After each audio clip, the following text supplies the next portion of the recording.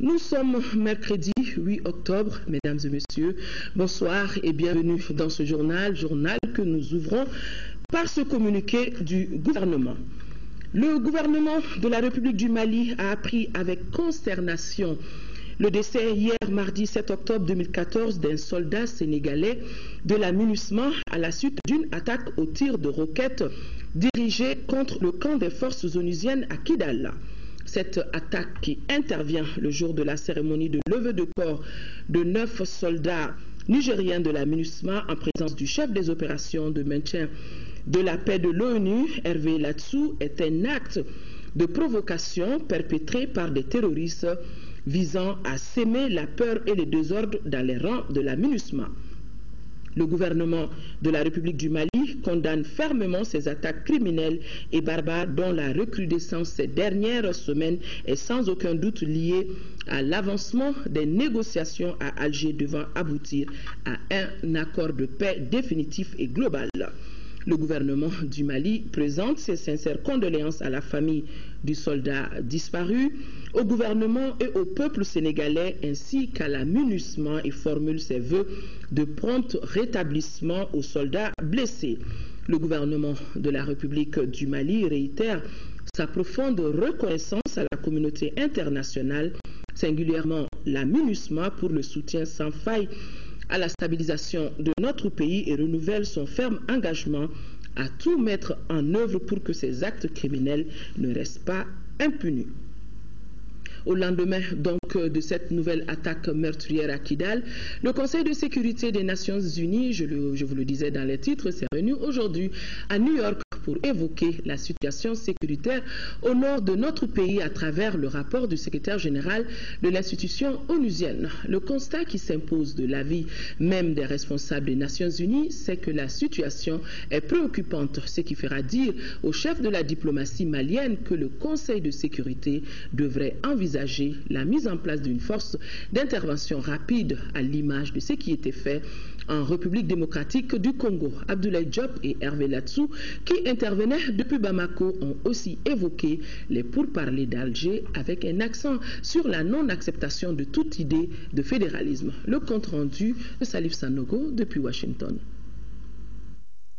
Nous ne sommes plus dans un environnement de maintien de la paix et les groupes armés doivent respecter leurs engagements. Ces propos de Hervé Latsou en disent long sur la situation sécuritaire dans les régions du Nord où les attaques terroristes se succèdent. Ainsi, pour le chef des opérations de maintien des Nations Unies, en l'espace d'un an, ce sont 31 casques bleus qui ont perdu la vie et 66 autres blessés.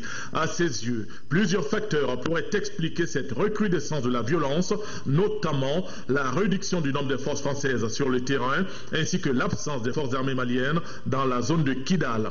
À sa suite, le chef de la diplomatie malienne a jugé qu'il est temps que la communauté internationale puisse envoyer un signal fort aux groupes terroristes.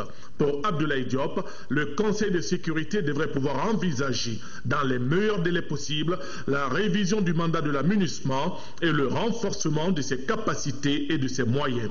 Il a estimé que le Conseil devrait envisager la mise en place d'une force d'intervention rapide capable de lutter efficacement contre les éléments terroristes.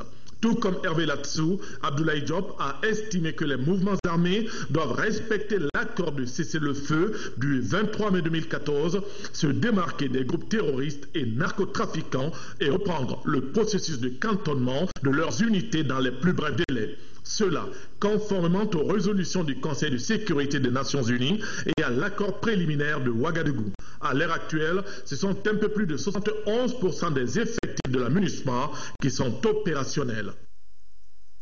Ici à Bamako, le président de la République a successivement reçu en audience le premier vice-président du Parlement panafricain, l'expert indépendant des Nations Unies, l'expert indépendant des Nations Unies sur la situation des droits de l'homme au Mali. Il a été respectivement question de la situation sécuritaire et celle relative à l'indemnisation des victimes de récents événements et à la réhabilitation des centres de détention. Le chef de l'État a été invité à prendre part aux prochaines assises du Parlement de l'Union africaine prévues dans une semaine. Les détails sur ces deux audiences avec Ramata Konati. Roger Kondo Dang est porteur d'un message du Parlement panafricain. Entendez là l'Assemblée consultative de l'Union africaine. Le député d'origine camerounaise est venu livrer au président Ibrahim Boubacar Keïta un message à double caractère. Le président de la République du Mali, c'est un ancien membre du Parlement panafricain. Et je suis venu le convier pour les assises du Parlement. Le Parlement panafricain est un organe de l'Union africaine qui vient d'avoir des pouvoirs législatifs. Ce qui était d'ailleurs le souhait et le vœu de son Excellence M. Ibrahim Boubacar Keïta du temps où il fut membre de ce Parlement. En tant qu'ancien membre qui a beaucoup œuvré pour l'avenir du Parlement, le Parlement serait très heureux dans l'une de ces sessions de le recevoir comme invité d'honneur. Au nom du Parlement panafricain, nous tenons à le féliciter et lui apporter tout notre soutien pour les efforts de paix qu'il est en train d'engager pour pacifier le Mali. L'ordre du jour a profité de cette rencontre pour appeler les Maliens et leurs amis à l'union sacrée contre le terrorisme. C'est un combat qui demande que toutes les forces vives du Mali se regroupent autour de lui parce que ce n'est pas un combat individuel. Et même la communauté internationale doit de plus en plus se sentir interpellée sur ce qui se passe au nord du Mali, dont les effets collatéraux se font déjà sentir dans tout le continent africain et même dans le monde. Je lance un appel à tous les Maliens.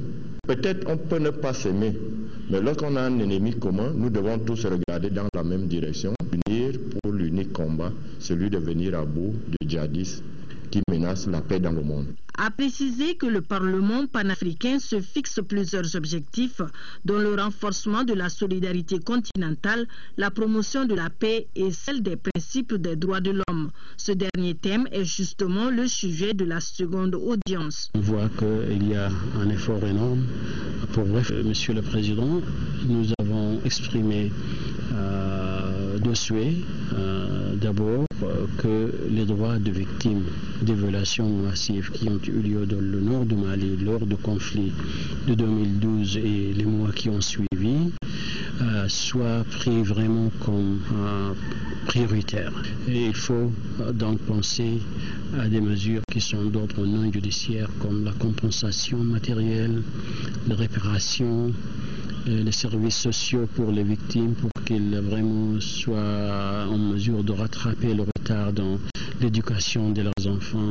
Et pour nous, c'est un aspect important de la question de justice et je viens d'exprimer ce souhait. Monsieur le Président de la République en a bien pris note et il était entièrement d'accord que tout cela doit être vraiment traité avec priorité.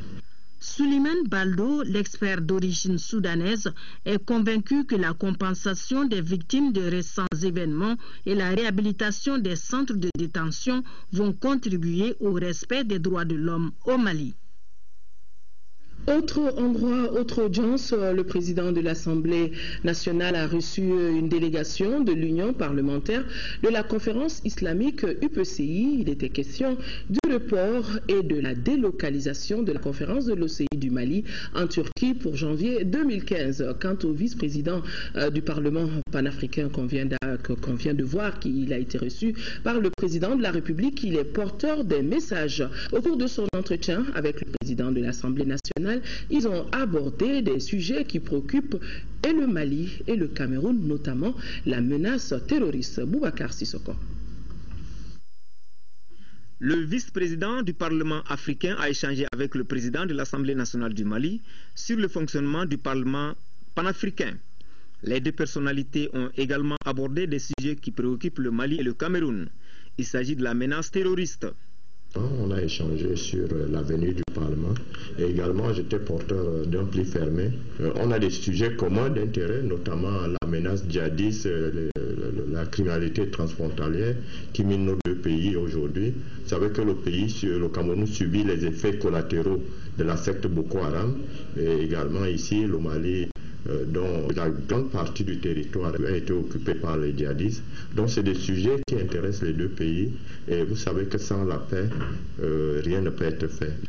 Quant à la délégation de l'Union parlementaire de la conférence islamique UPCI, elle était venue informer le président de l'Assemblée nationale du report et de la délocalisation de la conférence de l'organisation islamique. Cette conférence était prévue au Mali en janvier 2015. Ce report est dû à l'épidémie de la fièvre Ebola qui sévit dans la sous-région ouest africaine. Je dois remercier et informer le peuple malien des efforts déployés par la République du Mali, le gouvernement et le Parlement du Mali pour aider et coopérer avec lui. Afin de mieux partager les informations sur les raisons du report et de la délocalisation de la conférence de l'organisation islamique en Turquie en janvier 2015, la délégation a travaillé avec la commission d'organisation. Il y a une certaine réticence au niveau de certains parlements d'effectuer le déplacement pour la région de l'Afrique de l'Ouest. Et vu également que certains pays ont même interdit à leurs ressortissants de venir en Afrique de l'Ouest, nous avons jugé utile, à travers le président de l'Assemblée, d'accepter, s'il faut dire, le report de l'événement.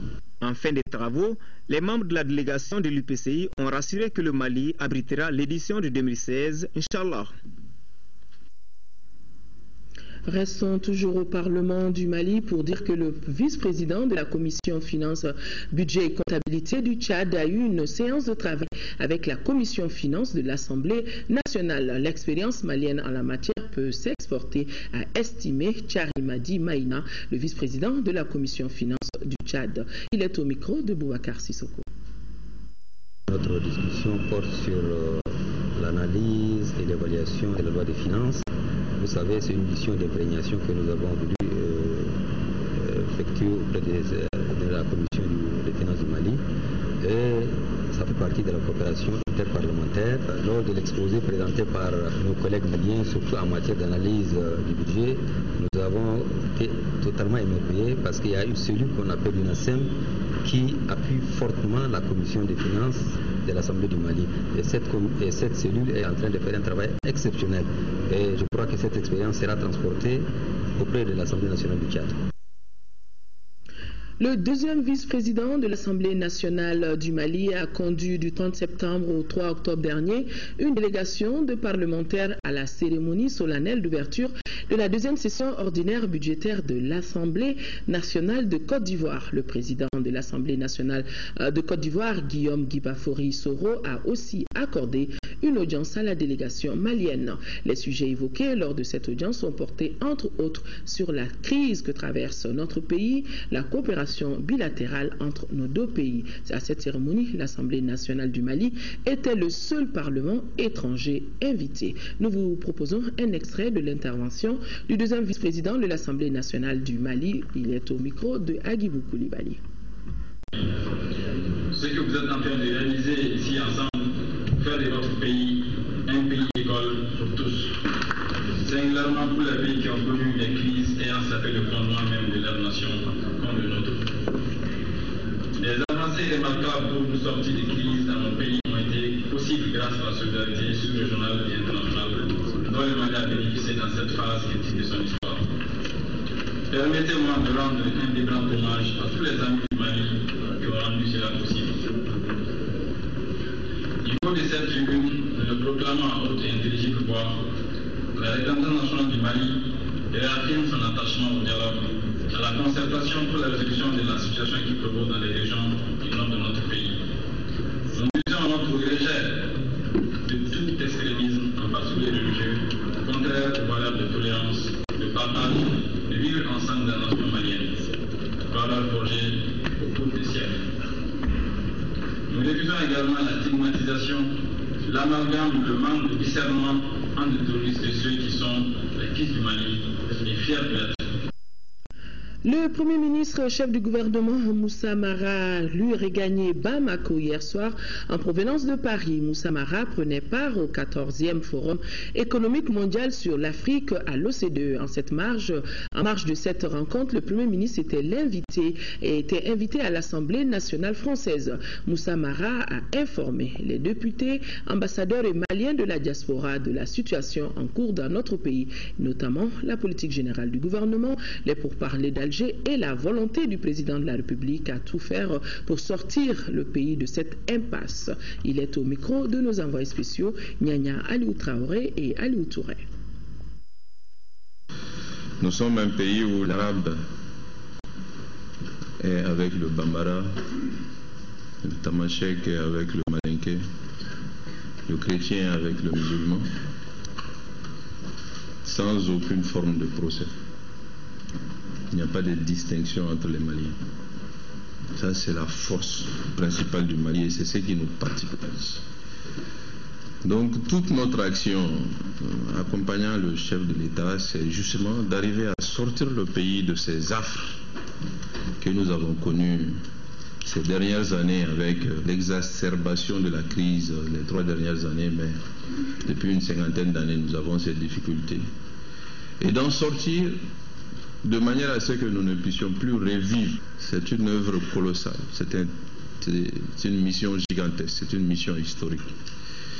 Et le chef de l'État qui a eu à exercer de hautes responsabilités ces 20 dernières années dans notre pays en a conscience. Il a été choisi par les Maliens l'année dernière avec une majorité plus que confortable. Il est arrivé à transformer cette majorité par une majorité parlementaire encore confortable. Et donc, ayant en main l'essentiel des leviers du pouvoir, il s'est attelé depuis une année et quelques, à travailler dans différentes directions pour qu'on puisse arriver à cet objectif. J'insiste vraiment dessus. L'objectif majeur du président Ibrahim Boubacar Keïta que nous mettons en musique, c'est de maintenir la nation malienne unie dans sa diversité. L'actualité hors de nos frontières, le président kenyan Uhuru Kenyatta était ce matin devant la CPI. Le président est poursuivi pour son rôle présumé dans les violences post-électorales ayant déchiré son pays, le Kenya, fin 2007 et 2008, faisant plus de 1000 morts. On rappelle qu'il est le premier président en exercice à comparaître devant une telle juridiction. Des dizaines de partisans de M. Kenyatta, dont des députés et membres du gouvernement, étaient venus l'assister à l'audience. Le président Uhuru Kenyatta s'est présenté ce matin devant la Cour pénale internationale de La Haye, entouré d'une 50aine de supporters. Accusé de crimes contre l'humanité pour les violences post-électorales de 2007-2008, il est le premier chef d'État à comparaître en cours de mandat devant cette juridiction internationale. Une audience cruciale car la Cour doit décider si elle accepte un report sans date de la procédure ou un abandon des poursuites. Dans la salle, Uhuru Kenyatta reste silencieux. Son avocat annonce que c'est lui qui répondra aux questions à sa place. En face, Fatou Bensouda, la procureure. Elle accuse le Kenya de ne pas coopérer avec la justice internationale. Une obstruction qui serait désastreuse si elle conduisait à un abandon des poursuites, selon son représentant. Mais pour l'avocat de la défense, s'il n'y a pas de preuves maintenant, il n'y en aura pas plus tard. Le procès a échoué et il a échoué dans la mesure où il n'y a pas de perspective d'aller plus loin. Si la procureure n'intervient pas, vous mettez fin à la procédure. La procureure n'apportera pas d'autres preuves. Au Kenya, de nombreuses victimes des violences de 2007-2008 vivent toujours dans des camps de déplacés.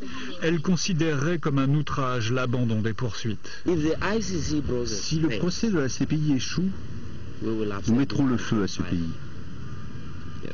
Cela voudra dire que l'impunité a gagné. Un report sans date de la procédure permettrait au contraire d'attendre que le gouvernement kényan coopère, y compris jusqu'à la fin du mandat d'Uhuru Kenyatta. Le président est sorti confiant à la mi-journée de la salle d'audience, acclamé par ses supporters. Voyons le reste de l'actualité à travers le monde. À pas de course, la fièvre à virus Ebola qui fait des vagues en Europe, plus précisément en Espagne. Le chef du gouvernement espagnol appelle au calme après la contamination par Ebola d'une aide-soignante à Madrid. Mariano Rajoy promet au Congrès une enquête pour déterminer comment la contagion s'est produite. L'opposition dénonce, elle, les coupes budgétaires en matière de santé publique. Il faut plus de médecins et plus de moyens, exigent aussi ces manifestants devant le ministère de la Santé. La polémique enfle sur les dysfonctionnements du système hospitalier, l'aide-soignante ayant contracté le virus sans le savoir en soignant des missionnaires atteints par Ebola. 6 personnes sont aujourd'hui hospitalisées et une 50aine d'autres sous surveillance. Tension à la frontière israélo-libanaise. Un engin explosif a blessé légèrement mardi 2 soldats israéliens. Riposte de l'armée qui a aussitôt bombardé les positions du Hezbollah au Liban, accusant la milice chiite et le gouvernement libanais d'atteinte à la souveraineté d'Israël. Le Hezbollah a revendiqué l'attaque dans la foulée. Déjà dimanche, des incidents avaient opposé soldats israéliens et libanais. Des corps toujours piégés sous la cendre du volcan japonais Ontake. Plus d'une semaine après sa brutale éruption, le bilan provisoire est de 53 morts. 2 nouveaux cadavres ont été retrouvés ce mardi au sommet du cratère. La météo très capricieuse complique la tâche des secouristes, toujours à la recherche de 12 disparus. C'est la pire catastrophe volcanique survenue au Japon depuis la fin de la dernière guerre. C'est un diamant rose qui fait battre les cœurs et flamber les portefeuilles. 8,41 carats, éclat et pureté exceptionnelle, une pierre très rare vendue 14 millions d'euros aux enchères à Hong Kong. Un prix record pour ce diamant couleur fancy vivide, le rose le plus intense au monde. Il vient de la mine d'Argyle en Australie, l'unique gisement de diamant rose. Difficile de savoir à qui cette bague extraordinaire est destinée, l'acheteur étant resté anonyme. Nous retrouvons l'actualité nationale. La ville de Fana a vécu ces quelques jours une série de violences. Des émeutes sont intervenues après la libération par les forces de l'ordre sur instruction du juge de la localité d'un voleur de bovins pris en flagrant délit. Pour apaiser les tensions entre les manifestants et les autorités locales, le ministre de la Justice s'est rendu dans cette ville située à 120 km de Bamako dans la région de Koulikoro. La rencontre s'est tenue dans la salle de délibération du palais de justice. Envoyé spécial à Fana, Fademba Keita et Djelimakan Djabate. Le pare-brise de la gendarmerie brisé, des manifestants grièvement blessés, ce sont là les conséquences des émeutes survenues ces quelques jours à Fana. Cette riposte de la population est contre l'appareil judiciaire local accusé de partialité dans ses décisions. Le déplacement du ministre de la Justice avait pour but d'apaiser les esprits et d'inviter les autorités locales à travailler dans les règles de l'art. Les citoyennes et les citoyens de Fana ont manifesté leur désaccord avec une décision qui a été prise par le juge. Un bœuf a été volé, le bœuf a été retrouvé, égorgé, mais la tête, les pieds, la peau, tout indiquait que c'est le bœuf volé. Et celui entre les mains desquels ce bétail volé a été retrouvé avait été appréhendé par la gendarmerie, placé en garde à vue. La veille de la fête, instruction a été donnée à la gendarmerie de mettre fin à la garde à vue et de le laisser aller chez lui. À Fana, les citoyennes et les citoyens ont enregistré le vol de 326 bétails en une année. Les services judiciaires sont là, la gendarmerie est là. La petite qui a été violée, les certificats médicaux l'attestent. Je n'ai pas compris moi-même pourquoi les auteurs de ce crime odieux ont pu être libérés. On maltraite le dossier au lieu de le traiter. Donc il faut traiter les dossiers avec le respect que la loi veut et dans le respect de la loi. Parce qu'il est le premier garant de l'ordre public, le premier garant, l'ultime garant dans sa circonscription. Le même comportement à l'égard des représentants de l'État a été demandé aux manifestants. J'ai dit aux citoyens que ceux qui incarnent l'État, qu'il s'agisse de l'administration en général, les préfets, les sous-préfets, les forces de l'ordre et de tous les représentants de l'État, évidemment ils méritent le respect parce qu'ils incarnent l'État. La rencontre a enregistré la présence de 2 syndicats, le syndicat autonome de la magistrature SAM et le syndicat libre de la magistrature Silima. Le délégué de l'association des jeunes magistrats du Mali faisait aussi partie de la délégation ministérielle. Ils sont venus apprécier les faits et proposer des conduites à tenir pour éviter le pire dans un pays qui n'en a plus besoin.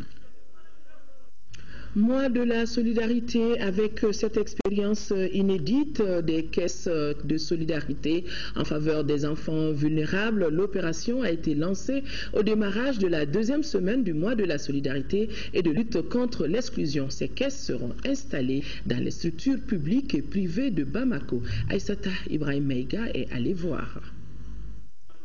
Une caisse sociale au profit des enfants vulnérables, c'est la toute nouvelle astuce des autorités dans leur politique de soutien aux enfants en situation difficile. L'opération de collecte de fonds a été lancée ce 8 octobre en même temps que la 2e semaine du mois de la solidarité dédiée d'ailleurs à la femme et à l'enfant.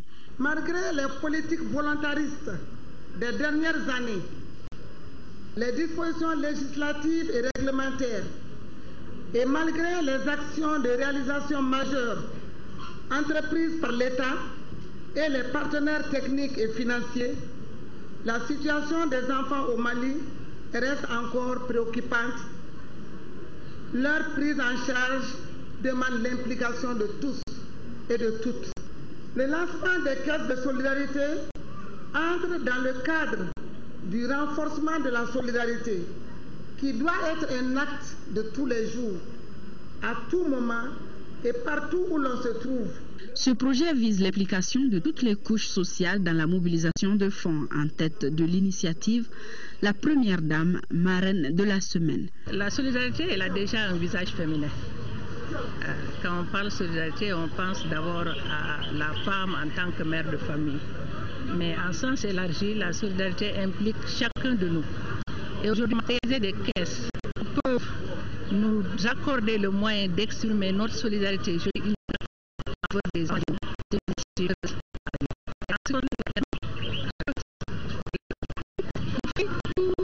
De toutes les sommes récoltées puissent servir et servir vraiment pour l'amélioration des conditions de vie des enfants démunis au Mali. Les caisses sociales seront installées dans les structures publiques et privées et autres lieux de concentration humaine. Les fonds collectés seront rendus publics le 16 juin 2015, journée africaine de l'enfant. La cellule sectorielle de lutte contre le sida du ministère en charge de la solidarité et de l'action humanitaire et de la reconstruction du Nord a fait un don aux enfants infectés ou affectés par le VIH-Sida. Ce don est composé de vivres, de produits de première nécessité, entre autres. Pour la coordinatrice de la cellule de VIH-Sida du ministère en charge de la solidarité, Kouyaté Fatoumata Kamisoko, qu'on voit sur ces images, cette donation entre dans le cadre de la 20e édition du mois de la solidarité et de la lutte contre l'exclusion. Le thème retenu, on le rappelle, la solidarité pour la résilience de toutes les couches vulnérables du pays. La présidente du réseau malien des associations des personnes vivant avec le VIH-Sida, Oumoudjara, a, au nom des bénéficiaires, remercié les donateurs. La Direction nationale de la protection de la femme a organisé un débat intergénérationnel. C'était au centre Awa Keita.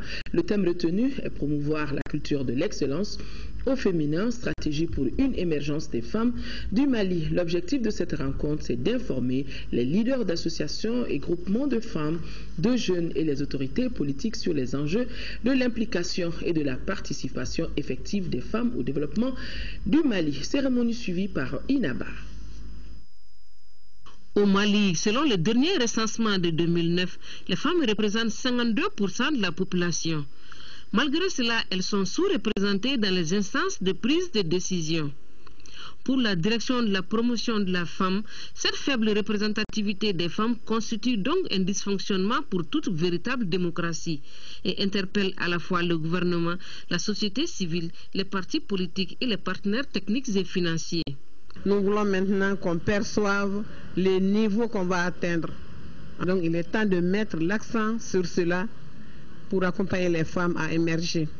Donc en renforçant leurs capacités, aussi en les équipant, en améliorant leur cadre de vie et leurs conditions de travail. Selon le ministre de la Femme, de l'Enfant et de la Famille, le thème promouvoir la culture de l'excellence au féminin revêt une importance capitale. Il s'agit là de mettre l'accent sur la nécessité de renforcer les capacités des femmes à participer aux initiatives de développement. Il est impératif de renforcer la capacité organisationnelle des femmes en appuyant la mise en place des groupes professionnels bien structurés et compétents afin de promouvoir des entreprises féminines spécialisées. Aucun pays ne saurait se développer sans la participation effective de toutes les composantes de sa société. Pour rappel, sur 147 députés à l'Assemblée nationale, il y a 17 femmes. Et sur 703 maires, il n'y a que 8 femmes. Le comité de suivi de la 3e session de la Grande Commission mixte de coopération Mali-Afrique du Sud se tient à Bamako. Pendant 2 jours, les participants à cette rencontre vont évaluer les avancées, noter les insuffisances, afin de donner un souffle nouveau à la coopération entre le Mali et l'Afrique du Sud. Traoré, compte rendu. Experts maliens et sud-africains doivent mettre à profit ces travaux de 2 jours pour faire un bilan d'étape des recommandations de la 3e session de la Grande Commission mixte de coopération Mali-Afrique du Sud tenue à Pretoria en novembre 2011. Nous avons donc formulé des recommandations en novembre 2011. Il s'agira de passer en revue ces recommandations, voir ce qui a été fait, ce qui n'a pas été fait, voir les difficultés qu'on a rencontrées lors de l'exécution de ces recommandations en vue de s'améliorer d'ici la tenue de la 4e session. La rencontre doit permettre de hisser le niveau de la coopération à hauteur des relations entre nos 2 pays. Je voudrais inviter les experts de nos 2 pays à se pencher sur les goulots d'étranglement entravant la mise en œuvre des recommandations dans les différents domaines suscités, notamment le commerce et l'industrie, la culture et l'artisanat, le tourisme, la migration numérique ou encore l'environnement. J'exhorte donc les experts de nos 2 pays à travailler comme à l'accoutumée, dans un esprit fraternel et amical, mais sans complaisance. Rappelons que la coopération entre le Mali et l'Afrique du Sud embrasse plusieurs autres domaines. Il s'agit notamment de la défense, des transports, du développement rural. Les négociateurs du SILS pour l'élaboration d'une stratégie pour la conférence de Lima au Pérou sont à Bamako pour 3 jours. Le SILS, c'est le comité inter-État de lutte contre la sécheresse au Sahel. Et ces négociateurs ouest-africains sur le climat vont en commun échanger sur les aléas climatiques dans la lutte contre la sécheresse au Sahel. Mariam Sagara était présente. Le Lima de décembre 2014 permettra de progresser sur des questions primordiales pour le développement de l'Afrique, notamment la mobilisation de moyens plus importants pour l'agriculture africaine, l'accès au marché carbone et aux technologies développées par les pays avancés, les réparations par les pays du Nord des pertes et dommages liés au changement climatique dans les pays du Sud, et devra aboutir sur des résultats concrets pour la COP21 à Paris pour limiter les émissions de gaz à effet de serre responsables du réchauffement du globe. Cette conférence doit déboucher sur des résultats concrets pour la conférence des parties en 2015 à Paris. L'accord 2015 et les ambitions pré-2020 sur le climat sont d'une importance capitale pour l'Afrique et plus particulièrement notre sous-région dont la croissance économique et le développement durable sont fortement menacés par la variabilité et le changement climatique. Ces échanges porteront entre autres sur le bilan des négociations climatiques globales de Copenhague à Lima, sur la défense des positions ouest-africaines et sur les rapports de force géopolitiques. Le projet de document sur la politique nationale de développement et de promotion du sport vient d'être remis au ministre des Sports. La pratique sportive, sa gestion brève, toutes les questions liées au sport ont été touchées par le comité des experts. Le document va être présenté en Conseil des ministres avant d'être présenté à l'Assemblée nationale pour adoption. Abdul Karim Kaba, compte rendu.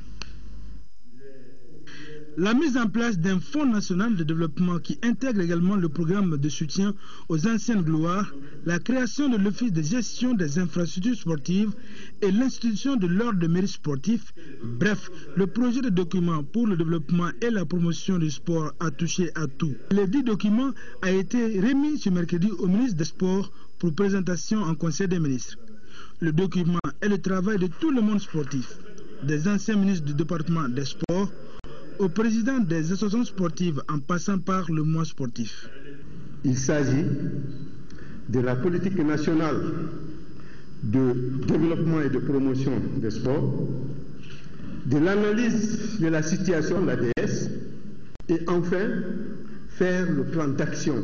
Comment réaliser cette politique? Je salue surtout le consensus qui a prévalu pour donner un contenu à cette politique nationale chère au gouvernement Mara, parce que ayant été décliné dans la déclaration de politique générale. Je pense que c'est des chantiers importants qui vont permettre en tout cas à notre sport national de prendre un nouveau virage. Et aussi, les rapports entre le département et les différentes fédérations sportives est bien défini dans ce document et accepté par tous.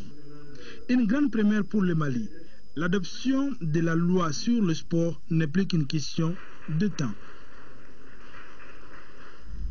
Une deuxième forme de programme du lycée touchant le baccalauréat va entrer en vigueur cette année et cette réforme vise à diversifier les filières et séries et bouleverser les approches pédagogiques. Et désormais, les candidats au baccalauréat vont devoir préparer l'examen non pas uniquement sur les programmes des classes de terminale, mais sur les 3 années du lycée qui forment un bloc unique. Lamine Tchekoura Koulibaly a épluché le dossier pour nous. Le Forum national sur l'éducation, tenu en 2008, l'a recommandé et le gouvernement est en train de la mettre en œuvre. La réforme du lycée, puisque c'est d'elle qu'il s'agit, a pour objectif de mieux préparer les élèves de l'enseignement secondaire général aux études supérieures et à s'insérer dans la vie active. Les sections classiques, sciences humaines, lettres, littérature, sciences bio et sciences exactes ont été supprimées. Maintenant, il y a une plus grande diversification des séries et filières qui sont adaptées aux grandes évolutions dans le monde. Les apprentissages sont axés sur l'approche par compétences, l'APC, qui est aussi une tendance mondiale. Je trouve l'approche par compétence vraiment une application très bonne parce que ça permet à l'élève d'être artisan de sa formation et il est assisté par les professeurs. C'est à nous-mêmes de chercher et on devient maintenant les détenteurs même de nos propres savoirs. L'État devrait se donner le moyen d'accompagner sa réforme. Au tout début, on a eu excessivement de problèmes. Des problèmes didactiques, des problèmes de formation, des problèmes d'effectifs. Mais en ce qui me concerne personnellement, qui est ma spécialité en allemand, c'est presque prêt parce que déjà les documents que nous avions eu de la part de l'ambassade d'Allemagne, c'était des documents conçus pour l'APC. La rentrée scolaire 2011-2012. La première promotion a donc passé le bac l'année dernière. Quand nous regardons les résultats, en 2012, on avait 12 et quelques pourcents, en 2013, on avait 13 et quelques pourcents, et actuellement, nous avons 16,24% la première année de notre réforme. La nouvelle approche bouleverse les habitudes. Les candidats au baccalauréat doivent alors s'habituer à ces exigences. Il est intéressant que les uns et les autres sachent que l'enseignement secondaire général est un bloc de 3 ans. Pourquoi je dis ça? Parce que souvent, après les examens, vous entendez des gens dire que les sujets n'ont pas porté sur le programme de terminale seulement, il y a ceci, il y a cela. Or, le bloc de 3 ans, c'est-à-dire la 10e, la 11e et la terminale. En plus de ceci, nous sommes en train de développer des compétences. Et c'est les mêmes compétences quand on va de la 10e à la terminale. C'est les mêmes compétences qu'on développe. Autrement dit, quand on fait l'évaluation sommative bilan, qui est le baccalauréat, c'est des épreuves qui portent sur l'ensemble du cycle. Il ne faut pas que les gens s'attendent que les épreuves passent uniquement sur le programme de terminale. Parce que vous avez commencé à développer les compétences depuis la 10e, c'est les mêmes compétences en 11e, c'est les mêmes compétences en terminale. Il n'y a pas lieu de paniquer cependant. Dans le temps, le bac était ainsi organisé. Il suffit d'être méthodique et assidu au travail. Dans le même chapitre, dans le cadre de la rentrée scolaire 2014-2015, le gouverneur de la région de Gao a visité certaines écoles de la ville de Gao pour s'assurer de l'effectivité de la rentrée. Constat positif, car malgré les difficultés liées au nombre pléthorique des élèves dans les classes, au manque d'enseignement et de matériel, les acteurs scolaires sont décidés à relever les défis. Daouda Zouana Traoré. Le gouverneur et sa forte délégation ont constaté l'effectivité de la rentrée scolaire 2014-2015 après leur visite effectuée dans certaines écoles de la cité des Askia. Nous avons fait le tour des écoles de la ville et nous avons constaté l'effectivité de l'ouverture à Gao. Les écoles sont vertes, les maîtres sont en place, les élèves sont en classe. Le respect des consignes a incité chaque établissement à commencer par la leçon modèle sur le phénomène Ebola. Une maladie certes loin de nous, mais qui a déjà fait plusieurs morts à travers le monde.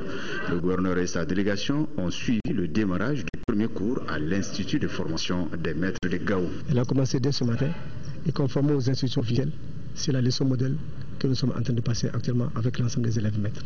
Au groupe scolaire de Sosokoira et au lycée Yanamaïga, même satisfaction en ce qui concerne la présence des enseignants et des élèves en grand nombre. Cette année, nous avons toutes les dotations en cahier, en bic, en craie.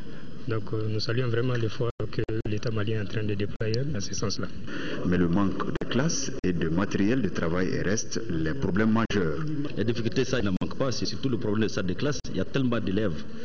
Pour 6 classes, 1372 élèves. Autre difficulté, c'est surtout l'insécurité à Ménaka, où peu d'écoles sont fonctionnelles. Il y a des problèmes d'insécurité résiduelle, notamment dans certaines localités. C'est le cas de Ménaka par exemple. Et là, dans toutes les communes, on a dénombré 11 communes sur les 24 où il y a des problèmes d'insécurité résiduelle. Je profite de la même occasion à faire un cri de cœur aux bailleurs de fonds et au gouvernement. Qu'aujourd'hui, avec la situation à Gao, il faudra dans les écoles beaucoup plus de classes. À Gao, chacun des acteurs promet de s'investir pour relever les défis qui s'imposent à l'école malienne.